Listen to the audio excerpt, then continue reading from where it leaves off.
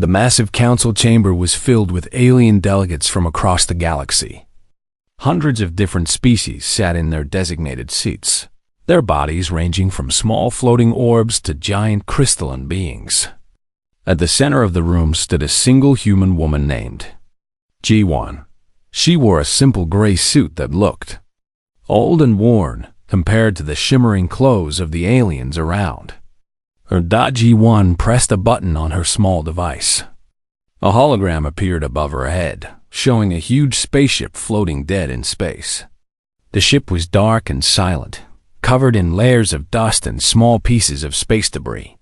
Its hull was made of thick metal plates that looked ancient by galactic standards. "Honored council members," G1 said, her voice echoing in the vast chamber. "I come before you today to request permission. Earth needs to reactivate this vessel. It is called the Indomitable. We need it to protect our colony worlds on the outer edges of explored space." Immediately, sounds of laughter filled the room. It started with a few clicks and chirps, then grew into a wave of amusement that seemed to bounce off every wall. A tall insect-like alien named Thix stood up from his seat. His body was covered in green chitinous armor, and his forearms gestured wildly as he spoke. "That old thing?" Thix said, his voice creating a buzzing sound through the translation device. "Ambassador G1, surely you are joking. That ship is a museum piece. It should be put in a display somewhere for children to look at, not flying through space." More laughter erupted. G1 felt her face grow hot, but she kept her expression calm. Standing next to her was Captain Taman, a man in his early 40s wearing an old military uniform.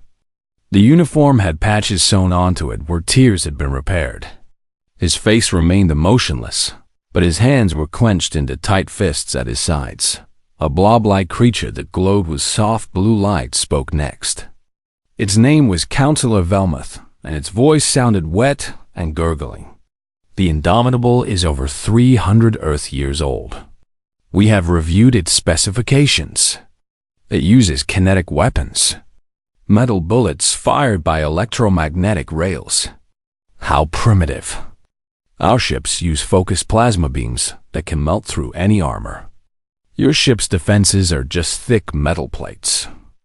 Any modern weapon would cut through them like they were paper." Another alien, this one resembling a floating jellyfish made of purple energy, added its thoughts. "Humans joined our Galactic Council 40 years ago and agreed to follow our defense protocols. You surrendered your old warships. You agreed to let the Council protect all member worlds. Why do you now wish to break this agreement?" G1 took a deep breath. "Honored Council, I understand your concerns, but our colony worlds are being attacked. Pirates raid our settlements every few weeks. They steal supplies, kidnap our people, and destroy our buildings. When we call for help, your protection fleets take weeks to arrive, sometimes months. By then, the pirates are long gone, and our people are dead or missing." Thix waved one of his arms dismissively. "The Council fleet is stretched across thousands of systems. We cannot be everywhere at once. You must be patient and wait your turn like all civilized species." "Our people are dying while we wait," Taman said suddenly. His voice was quiet but hard as steel. Every alien in the chamber turned to look at him. Velmuth pulsed with a reddish color, a sign of anger in his species. "Captain, you will not speak unless given permission. This is a formal council session." "Then I request permission to speak," Taman said, not backing down. The head of the council, a being known only as the Arbiter, raised one crystalline appendage. The Arbiter was ancient, possibly thousands of years old, and its body looked like it was carved from living diamond. When it spoke, its voice seemed to come from everywhere and nowhere at once. "Speak, human captain." Taman stepped forward. "The Indomitable was my grandfather's ship. He commanded her during the last war, Earth 4 joining the Council. She was built to protect Earth's colonies from raiders and hostile alien species. She did that job for 80 years before being decommissioned. Her hull is thick because she was designed to take hits and keep fighting. Her weapons are kinetic because they are reliable, powerful, and almost impossible to jam or disable. She is old, yes, but she was built to last. Built to last in a primitive era, Thix interrupted. Modern warfare has evolved beyond crude kinetic weapons. Our plasma arrays can adjust their frequency to penetrate any shield. Our point defense systems can track and destroy thousands of incoming projectiles. Your ship represents outdated thinking. The Arbiter's body flickered with internal light as it processed information. The Council has made its decision. Ambassador G1, your request is denied. Earth will continue to rely on Council protection fleets. The Indomitable will remain decommissioned. This session is concluded. G1 felt her heart sink. She had known this might happen, but she had hoped the Council would listen to reason. She bowed respectfully and turned to leave. Taman followed her, his face now showing clear anger. As they walked through the long corridors leading out of the Council building, neither of them spoke. Other delegates passed by them, some pointing and whispering. Finally, when they were alone in a transport pod heading back to their ship, Taman broke the silence. We are going to do it anyway, are we not? G1 looked at him. For the first time since entering the Council chamber, she smiled. It was not a happy smile, but a determined one. Get your crew together, Captain. We are bringing her home. The Council will call us criminals. Rebels. Let them, G1 said. I would rather be a criminal who saves lives than a law-abiding citizen who watches people die. Taman nodded slowly. I will need volunteers. Good people who understand the risks. The Council might try to stop us. They might even send their fleet after us. I know, G1 said. But I also know there are enough humans who remember what the Indomitable represents. Freedom. The right to defend ourselves. They will come. The transport pod accelerated, carrying them away from the gleaming Council headquarters and toward the docking bay, where their small diplomatic shuttle waited. Behind them, the Council continued its sessions, unaware that they had just made a decision that would change the galaxy forever. In the cold darkness of space, millions of kilometers away, the Indomitable drifted in silence. She had been floating there for 200 years, forgotten by most, written off as obsolete. But soon she would wake up. Soon she would roar to life once more, and the galaxy would remember why humanity's old warships had once been feared. 3 weeks had passed since the Council rejected Earth's request. The Indomitable now hung in a massive dry dock orbiting Earth's moon. Metal scaffolding surrounded her like a spider's web, and hundreds of small repair drones buzzed around her hull like insects. Bright welding torches created tiny stars in the darkness as workers repaired 2 centuries of damage and neglect. Deep inside the ship, in the reactor room, a man named Minho wiped black grease from his hands onto an already dirty rag. He was a short, stocky man in his 50s, with arms like tree trunks from years of manual labor. Around him, 3 massive fusion reactors sat silent and cold. Each reactor was the size of a small building, with pipes and cables running in every direction like metal veins. Talk to me. Beautiful, Minho said to the nearest reactor, patting its housing with one grimy hand. I know you have been sleeping for a long time, but we need you to wake up now. Footsteps echoed on the metal floor behind him. A young woman in a crisp military uniform approached. Her name was Subin, and she had volunteered to be the ship's tactical officer. She was only 26 years old, fresh out of the academy, but she had scored top marks in weapon systems and combat strategy. Engineer Minho, she said, looking around at the ancient machinery. Can you really get all this working? Some of these systems are older than my grandmother. Minho laughed, a deep sound that filled the reactor room. That is exactly why they will work, Lieutenant Subin. You see these reactors? They were built during a time when humans expected things to last. Not like modern council ships that fall apart if you look at them wrong. Every part here can be taken apart, repaired, and put back together. No fancy computers that stop working if one microchip fails. Just good, solid engineering. Subin picked up a wrench from a nearby toolbox. It was heavy, made from solid steel. The council representatives came by yesterday. They were watching us from their observation ship. I could see them laughing. Let them laugh, Minho said, crawling inside an access panel. His voice echoed from inside the machinery. They will not be laughing soon. Hand me that plasma cutter, will you? As Subin passed him the tool, alarms started blaring throughout the ship.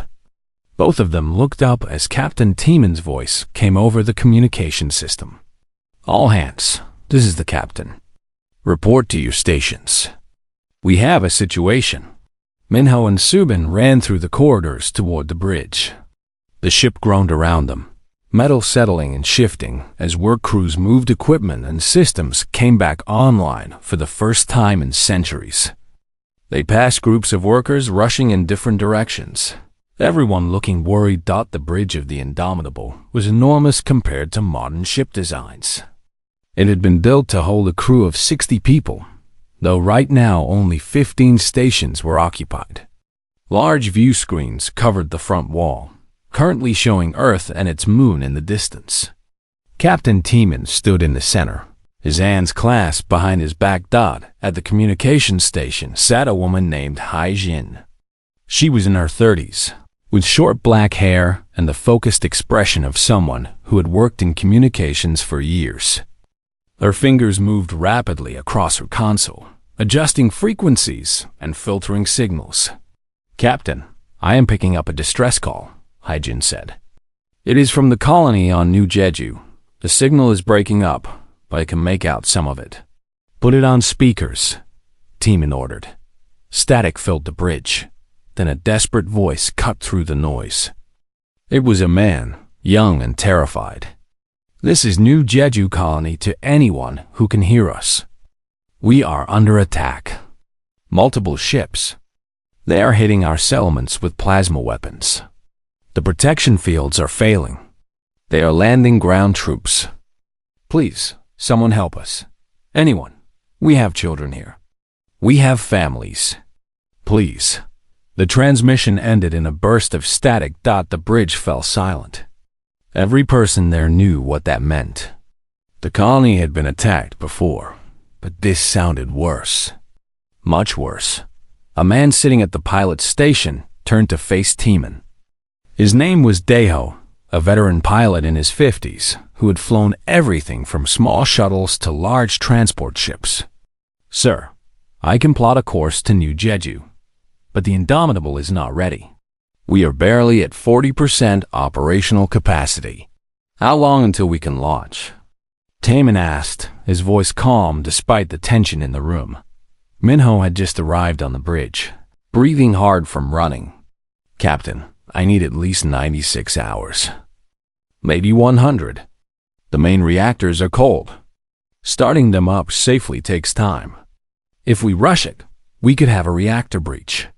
That would kill everyone on board and destroy half the dry dock. Tiemann walked to the main view screen and stared at the stars beyond Earth. Somewhere out there, people were dying.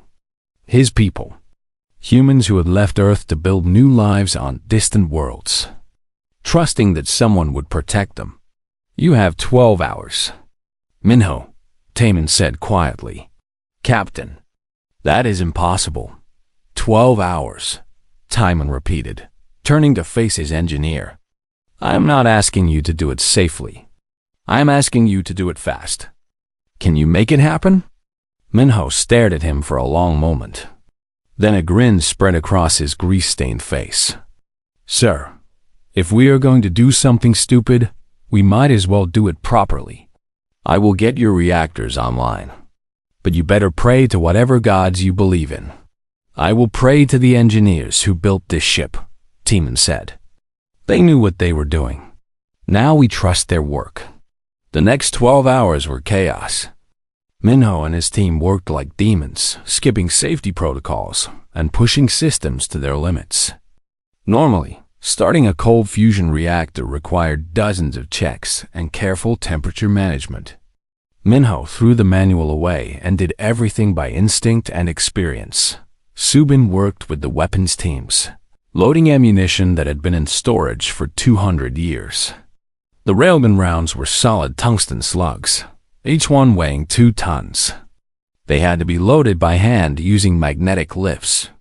As the automated systems were still offline, Hygiene established communication links with Earth Command, fighting off official demands to stop their unauthorized launch. The Council had sent messages threatening arrest and prosecution. She ignored all of them and focused on getting her systems ready. Daiho ran simulation after simulation, plotting the jump to New Jeju. The Indomitable's navigation computers were old, but accurate.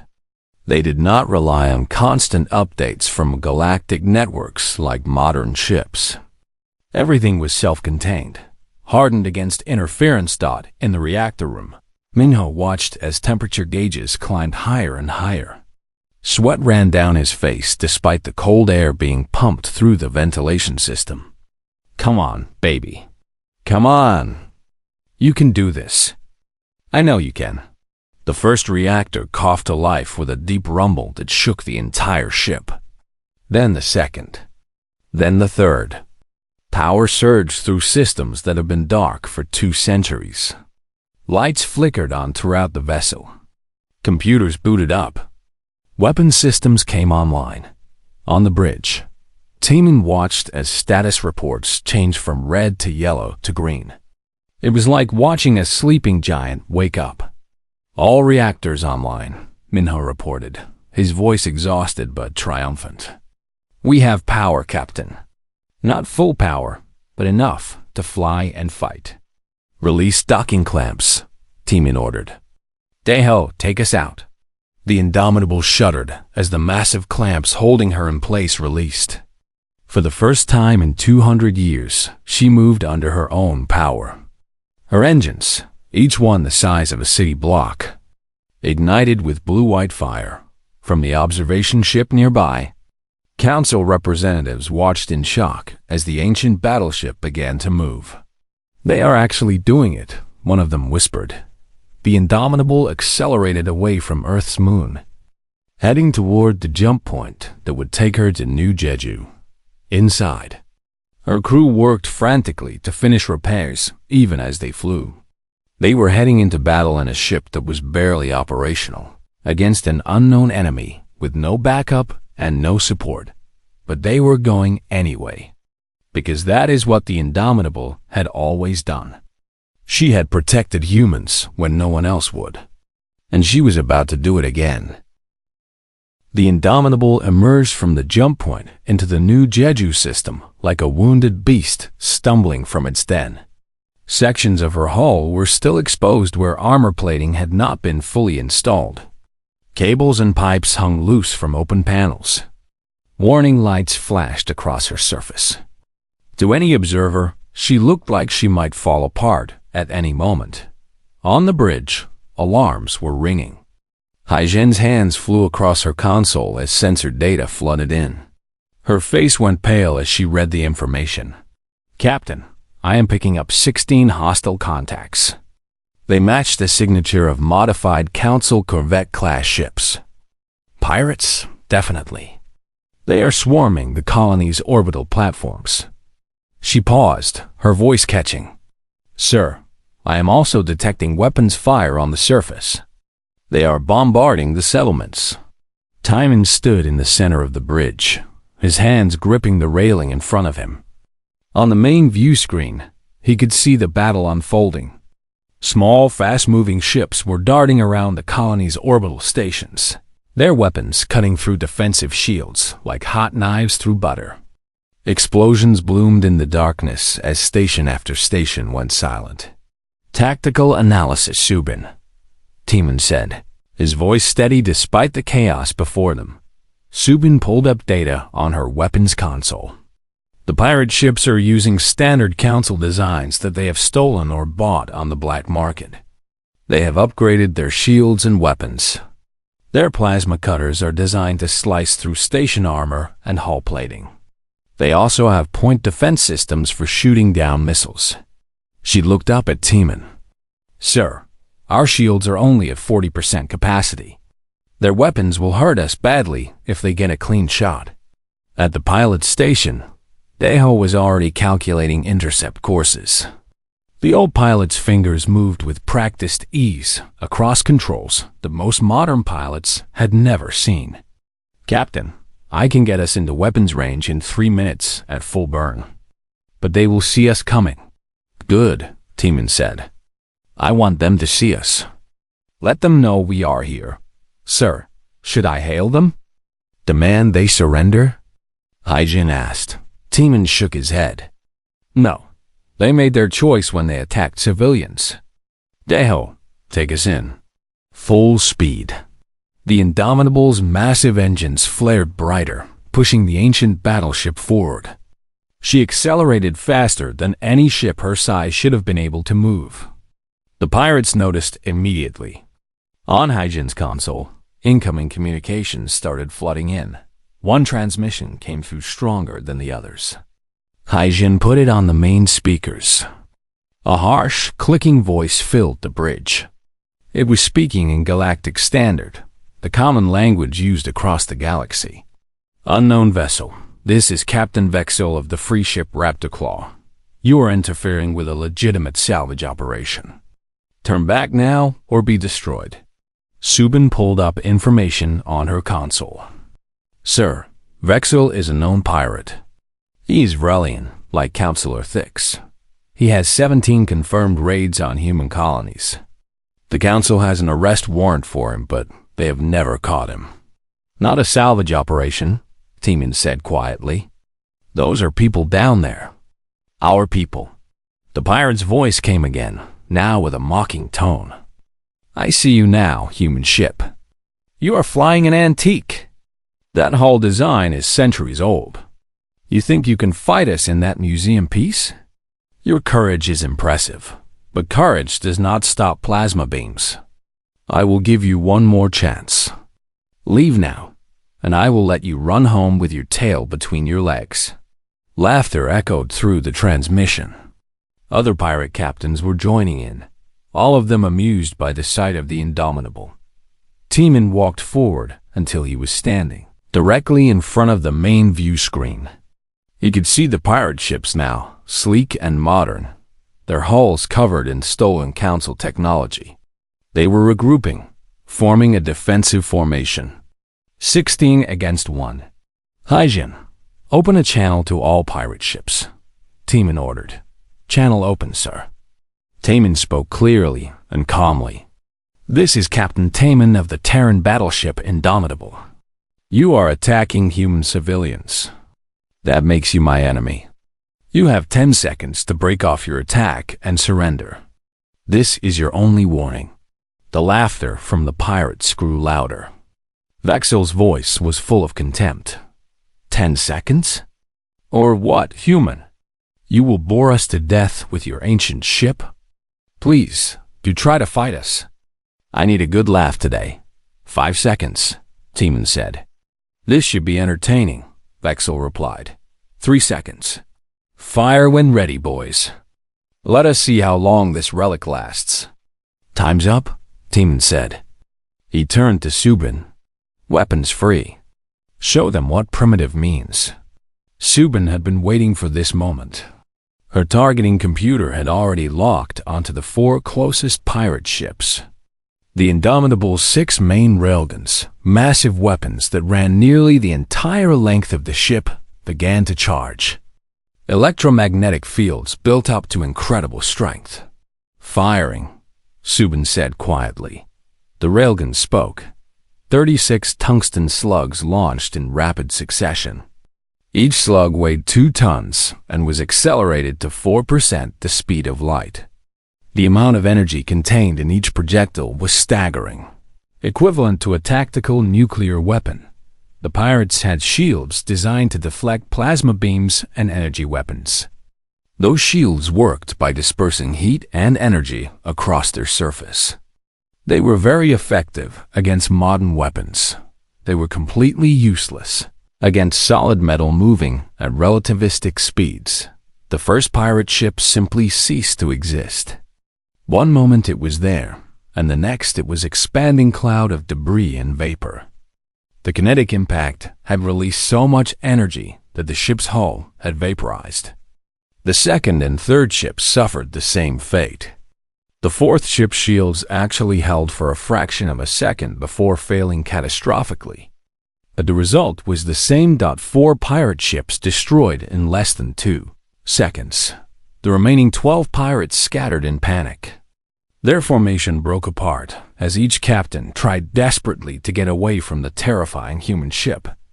But Daiho had already predicted their movements. The Indomitable pivoted with surprising grace for such a massive vessel, her targeting systems tracking the fleeing pirates. "Missile tubes ready," Subin reported. Her voice was still calm, but there was an edge of fierce satisfaction in it. 40 tubes loaded. Conventional fusion warheads. "Fire," Taman ordered. Panels along the Indomitable's hull opened like the petals of a deadly flower. 40 missiles streaked out into space, their engines burning bright. These were not sophisticated smart weapons with advanced guidance systems. They were old-fashioned missiles with one simple purpose: reach the target and explode. The pirates tried to shoot them down. Their point defense systems engaged, firing plasma bolts at the incoming missiles. They managed to destroy 12 of them, but 28 got through. Each missile carried a fusion warhead equivalent to 50 kilotons of TNT. When they detonated, miniature suns bloomed in the darkness. The pirate ship's shields held against the first impacts, then the second, but by the third and fourth, they were failing. Explosions rippled across the pirate formation. 5 more ships were destroyed outright. 3 were crippled, venting atmosphere and spinning out of control. The remaining 4 ships were trying to run. "Relvins, finish them," Taman said. The Indomitable's main guns fired again.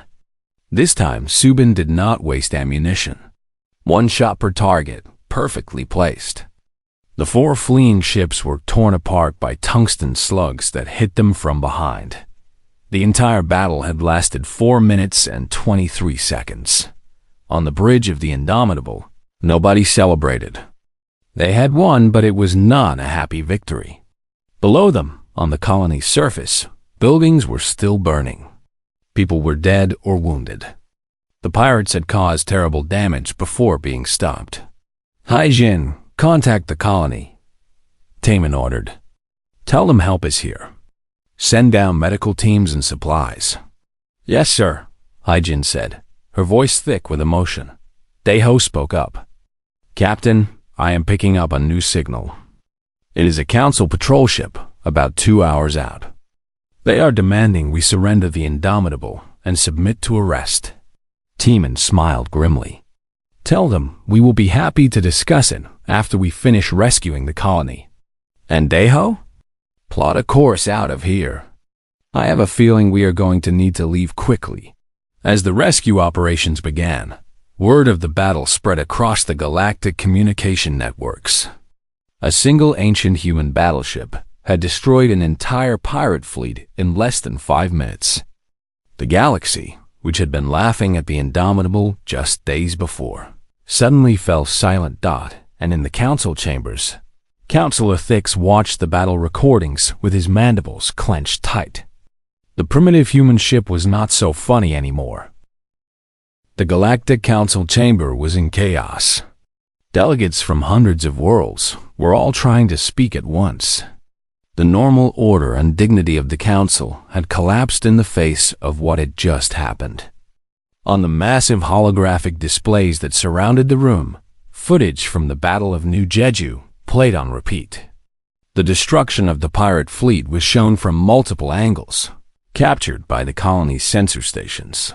Counselor Thix stood on his speaking platform, his forearms waving wildly. His mandibles clicked together so rapidly that they created a sound like machine gun fire. This is completely unacceptable. The humans deployed a warship without council authorization. They have violated protocol after protocol. They destroyed those ships without attempting to negotiate or accept surrender. Ambassador Ji-won stood calmly at the human delegation platform. She looked small compared to many of the alien delegates, but her presence filled the room. Counselor Thix, those pirates were in the middle of attacking civilians. They were bombarding settlements with plasma weapons. They killed 47 people before we arrived. Should we have asked them politely to stop? You should have waited for council forces, Thix shouted back. We had a patrol ship only 2 hours away. 2 hours, Ji-won repeated slowly. In 2 hours, those pirates would have killed hundreds more and escaped into deep space, like they have done 17 times before. Tell me, Counselor, when were you planning to actually catch Captain Vexel? It has been 5 years since you issued that arrest warrant. Velmuth pulsed an angry red color, his gelatinous body rippling with emotion. The issue is not the pirates. The issue is that humanity brought an unauthorized warship into active service. Your primitive weapons are a danger to all civilized species. Those kinetic weapons you used are barbaric. They cannot be controlled or fine-tuned. They simply destroy everything they hit. Yes, Ji-won said simply. That is exactly what they do. That is why they work. This caused another wave of shouting from the delegates. A delegate from the Crystalline Consortium, whose species looked like walking sculptures of living glass, rang out a musical note for attention. The human ambassador makes a fair point, the Crystalline said, its voice like wind chimes. The Council's fleet has become too reliant on advanced technology. Our plasma weapons are indeed superior in efficiency and precision. But efficiency means nothing if the enemy adapts to it. The pirates had modified their shields specifically to counter our weapons. The humans' simple kinetic weapons bypassed those defenses completely. That is not the point, Thix insisted. The Council cannot allow individual species to operate their own military forces. What happens when humans decide they want to attack someone? What happens when they turn those crude weapons on Council ships? What happens when the Council fails to protect its own members? Ji-won countered. Earth has been requesting better protection for our colonies for 3 years. 3 years. In that time, we have lost over 2,000 people to pirate raids. The Council keeps promising to send more ships, to patrol our space more regularly, but nothing changes. We got tired of waiting for protection that never comes. The Arbiter, who had been silent until now, finally spoke. Its crystalline body glowed with inner light, and its voice seemed to come from everywhere at once. Ambassador Ji-won, the Council acknowledges that there have been delays in providing adequate protection to human space. However, the unauthorized activation of a military warship cannot be overlooked. The Council offers a compromise. The chamber fell silent. Everyone knew that when the Arbiter offered a compromise, it was wise to listen. Submit the Indomitable for immediate decommissioning, the Arbiter continued. In return, the Council will station a permanent defense fleet at your colonies. 3 patrol cruisers and a destroyer. They will be assigned exclusively to human space and will respond to any threats within 6 hours. It was a generous offer, much better than what Earth currently had. Ji-won felt the weight of the decision pressing down on her. 3 Council ships were powerful. They would provide real protection. But giving up the Indomitable meant giving up humanity's independence. It meant trusting the Council completely. Before she could respond, Haijin's voice crackled urgently through her private earpiece. Ambassador, we are picking up emergency broadcasts. Multiple systems. You need to see this right now. Ji-won touched her wrist device. Data began flowing to her visual display. Her eyes widened as she read the reports. Arbiter, she said quietly, before I respond to your offer, the Council needs to see something. She uploaded the data to the Council's main displays. The footage from New Jeju was replaced by scenes of devastation from across the galaxy. Dozens of systems were under attack. But these were not pirates. These ships were massive, organized, and incredibly powerful. The Krauth Dominion has launched a full-scale invasion, G1 announced. They are attacking Council space on 7 different fronts. According to these reports, they are hitting the border systems. The chamber erupted into panic. The Krauth were a hostile empire that had been testing Council borders for years with small raids and skirmishes. But this was different. This was war. New footage began playing. It showed the Council's 5th Fleet engaging Krauth warships near a system called Helios. The Council ships were firing their plasma weapons, and at first, they were effective. Krauth ships exploded under the barrage. But then something changed. Their shields are adapting. A panicked voice screamed over the transmission. It was a Vrelian admiral, his mandibles clicking in terror. Our plasma weapons are becoming less effective with each hit. They are learning our frequencies. We have lost 18 ships. We need reinforcements. The transmission cut off as the ship broadcasting it exploded. Counselor, Thix's green coloring had faded to a sickly pale shade. He stared at the footage in horror. Then he slowly turned to look at Ji-won. The Indomitable, he said quietly. Our weapons do not use plasma. No, Ji-won agreed. They do not. Kinetic weapons do not have frequencies to adapt to. They are just metal moving very fast. You cannot adapt to that. You either survive the impact or you do not. Velmuth's glow had faded to almost nothing. But one ship cannot face an entire invasion fleet. Even with those weapons, it would be suicide. Perhaps, Ji-won said. But it would be a ship that the Krauth have no defense against. While your fleets are becoming less effective as the Krauth adapt to your weapons, the Indomitable will be just as deadly on her first shot as her last. The Arbiter's crystalline body flickered with rapid calculations. The Council's position has changed. Ambassador Ji-won, we withdraw our demand for decommissioning. Instead, we make a new request. Will the Indomitable assist the 5th Fleet at Helios Station? Ji-won did not hesitate. I need to speak with Captain Tiemann, but I believe I know what his answer will be. She activated her communicator. Across the stars, on the bridge of the Indomitable, Captain Tiemann was watching the same reports. His crew was assembled around him, their faces showing a mix of fear and determination. Captain, Ji-won's voice came through clearly. The Council is requesting our assistance. The 5th Fleet is being destroyed at Helios Station. The Krauth shields are adapting to plasma weapons. They need something different. They need us. Tiemann looked at his crew. Minho, covered in grease and exhaustion. Subin, young but fierce. Daeho, old and experienced. Haijin, steady and reliable. These were volunteers who had signed up knowing they might be arrested or killed. Now they had a chance to do something bigger. What do you say? Tiemann asked them. Do we help? Minho spoke first. Sir, we have maybe 6 hours of full combat power. After that, the reactors will need rest. If we go to Helios, we will be committing everything. I know, Tiemann said.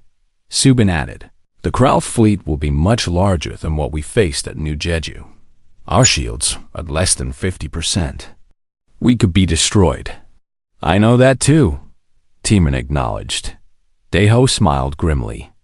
Then, I guess we better make those 6 hours count. I can plot a course to Helios. We will arrive before the Fifth Fleet is completely destroyed. Hyjin nodded. I am already preparing a message to the Council Fleet. We should let them know we are coming. Teaming turned back to his communication with G1. Ambassador, tell the Council that the Indomitable is on her way. And tell them to have their ships fall back when we arrive. We are going to need room to work. In the Council chamber, G1 delivered the message. The assembled delegates, who had been laughing at the old human battleship just days before, now watched in silence as the display showed the Indomitable changing course. She was heading toward the largest battle the galaxy had seen in 50 years. One old ship against hundreds of enemy vessels. They are insane, Velmuth whispered. No, the Arbiter said quietly. They are human. And perhaps that is exactly what we need right now. The Indomitable dropped out of hyperspace at the edge of the Helios system, and what her crew saw made their blood run cold. The battle was already in full swing, and it was going badly for the Council forces. 60 Council warships, sleek and modern with their gleaming hulls and advanced shield systems, were arranged in a defensive formation around Helios Station. They were firing everything they had at the Krauth Armada. Hundreds of plasma beams cut through space, creating a light show that would have been beautiful if it were not so deadly. But the Krauth were winning. Their fleet numbered over 200 ships, each one massive and covered in dark armor that seemed to absorb light. The Krauth vessels were shaped like giant beetles, with thick carapaces and multiple weapon ports. And their shields were doing exactly what the reports had said. They were adapting.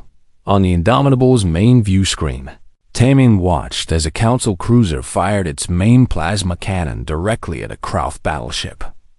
The first shot hit the shields and created a massive explosion of energy. The second shot hit and created a slightly smaller explosion. The third shot barely made the shields flicker. By the fourth shot, the plasma beams simply washed over the Krauth shields harmlessly. The energy dispersed and absorbed. Then the Krauth ship returned fire. Its weapons were different from Council plasma beams. They fired bolts of crackling red energy that punched through the Council ship's shields like they were not even there. The cruiser exploded, torn apart from the inside. Sir, I am counting 42 destroyed Council ships, Hyjin reported, her voice tight with stress. The Fifth Fleet is down to 18 active vessels. They are trying to retreat, but the Krauth are cutting off their escape routes. Minho's voice came over the intercom from the engineering section. Captain, I have pushed the reactors as hard as I dare. We have full power, but I cannot promise it will last more than 6 hours. After that, we will start having failures. 6 hours is all we will need, Tamin said, though he was not entirely sure he believed it. He opened a channel to the Council fleet. This is Captain Tamin of the Indomitable to all Council forces. We are entering the battle. I need all ships to disengage and fall back to coordinates I am sending now. A response came immediately. The voice was rough and exhausted. This is Admiral Vexlon of the Council Fifth Fleet. Captain Tamin, is that really you? We thought you were a rumor. Very real, Admiral. And we are here to help. But you need to give us room to work. Pull your ships back and give us a clear firing solution. There was a pause.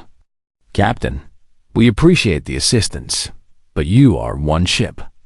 The Krauth have over 160 vessels still active. Our shields are failing. Our weapons are becoming useless. What can one ship possibly do? Admiral, Tamin said calmly, have you ever seen what happens when you throw rocks at someone who is only prepared for energy weapons? Another pause. Then a sound that might have been a laugh. All Council ships. This is Admiral Dexlon. Fall back to point Delta 7. Give the humans their shot. At this point, we have nothing to lose. The Council ships began to retreat, their engines flaring as they pulled away from the Krauth fleet. The Krauth, sensing victory, surged forward to pursue them. On the Indomitable's bridge, Subin was already running calculations. Her tactical display showed the Krauth fleet spreading out to chase the retreating Council forces. It was exactly what she had hoped for. "Captain, the Krauth have broken their defensive formation. They are overconfident. I have targeting solutions on their command carriers. 3 large ships at the center of their formation." "Deho," Tamin ordered. "Attack patent Tagyuk 3. The pilot's hands froze over his controls. "Sir, that is a ramming formation. We would be charging directly into the enemy fleet." "Exactly," Tamin said with a fierce grin. "They have never fought humans before. They have never seen anything like us. Let us teach them what fear looks like." Deho's face split into a matching grin. His fingers danced across the controls. "Yes, sir. Engaging Tagyuk 3. All hands brace for combat maneuvers." The Indomitable turned and accelerated directly toward the Krauth fleet. Her engines burned at maximum power, pushing the massive battleship to speeds that should have been impossible for a ship her size. The Krauth noticed immediately. Their formation began to shift as they tried to bring weapons to bear on this new threat. "Railguns charged and ready," Subin reported. "I have locks on all 3 command carriers. Firing solution is optimal." "Fire," Timon ordered. The Indomitable's 6 main railguns fired in a continuous rolling barrage. Tungsten slugs screamed through space at 4% of light speed. The Krauth command carriers had shields that had adapted to handle the most powerful plasma weapons in the galaxy. Those shields meant nothing against solid metal moving at relativistic velocities. The first command carrier's shields flared bright, then simply failed. 6 tungsten slugs hit the ship in rapid succession. Each impact released energy equivalent to a nuclear weapon. The ship's hull crumpled like aluminum foil. Internal explosions rippled through the vessel as the impacts destroyed reactors and ammunition storage. The command carrier broke apart, spilling debris and atmosphere into the void. The second and third command carriers suffered the same fate within seconds of each other. The Krauth fleet, which had been confidently pursuing the retreating Council forces, suddenly found itself leaderless and facing a threat unlike anything in their experience. Their ships were designed to fight enemies who used energy weapons. They had no defense against kinetic weapons. Panic spread through the Krauth formation. Ships that had been advancing began to turn, trying to bring their own weapons to bear on the Indomitable. Red energy bolts crossed the distance and slammed into the human battleship shields. The shields held, but barely. Damage reports began flooding in. "Shields down to 30%, Haijing called out. Multiple hull breaches on decks 4 and 7. Damage control teams responding. "Keep us moving, Deho," Timon ordered. "Do not give them a stationary target." Subin, missiles. Full spread. "Missiles away," Subin confirmed. 40 launch tubes opened along the Indomitable's hull. Missiles streaked out, their fusion warheads armed and ready. The Krauth tried to shoot them down, but their point defense systems were overwhelmed. The missiles were too simple to jam, too numerous to stop, and too fast to easily intercept. Nuclear fire bloomed across the Krauth formation. Ships that had survived for hours against Council plasma weapons were torn apart by simple fusion warheads. The Krauth shields, so good at adapting to energy frequencies, could not adapt to the sheer explosive force of nuclear detonations. The Indomitable charged through the chaos. Like an ancient warrior, her railguns firing continuously. Each shot was precisely placed by Sabin's targeting computer. The ancient systems might have been old, but they were reliable and accurate. There was no fancy artificial intelligence, no advanced prediction algorithms, just solid mathematics and good engineering. A massive Krauth dreadnought, 3 times the size of the Indomitable, turned to face the human ship. It was a monster of a vessel, covered in weapons and armor. For a moment, the two ships faced each other across the void. Like ancient knights preparing to duel, both ships fired at the same instant. Red energy bolts from the Krauth dreadnought hammered into the indomitable shields. The shields failed completely, and the bolts tore into the hull armor. Explosions ripped through sections of the ship. On the bridge, console panels exploded in showers of sparks. The lights flickered and went out, replaced by emergency red lighting, but the Indomitable's railguns had also fired. All 6 main guns concentrated their fire on the Krauth dreadnought. 6 tungsten slugs, each weighing 2 tons and moving at impossible speed, hit the dreadnought in a tight cluster. The dreadnought's shields flared, adapted, and then simply overloaded. The kinetic energy was too much, too fast, too concentrated. The shields failed catastrophically, feedback destroying the generators that powered them. The slugs punched through the hull, through internal compartments, through everything in their path, and hit the dreadnought's main reactor core. For a brief moment, nothing happened. Then the reactor went critical. The explosion was so bright it could be seen from the other side of the system. The Krauth dreadnought simply ceased to exist, replaced by an expanding sphere of plasma and debris. The shock wave from the explosion knocked nearby Krauth ships tumbling out of formation. On the Indomitable, Minho was screaming into the intercom. "We have reactor breaches. I am shutting down Reactor 2. Reactor 1 is overheating. We are losing power. How long can we keep fighting?" Tammin asked, gripping his command chair as the ship shuddered around him. "Maybe 30 minutes. Maybe less. Then we make it count. Deho, bring us around for another pass. Subin, what ammunition do we have left?" "Railgun ammunition at 60%. Missiles at 30%. Point defense at 80%. Use it all," Tammin ordered. The Indomitable, bleeding atmosphere and trailing debris, turned for another attack run. Around her, the Krauth fleet was in chaos. They had lost their command ships, their strongest dreadnought, and over 30 other vessels. The rest were trying to retreat, their confidence shattered. Admiral Dexlon's voice came over the communication channel.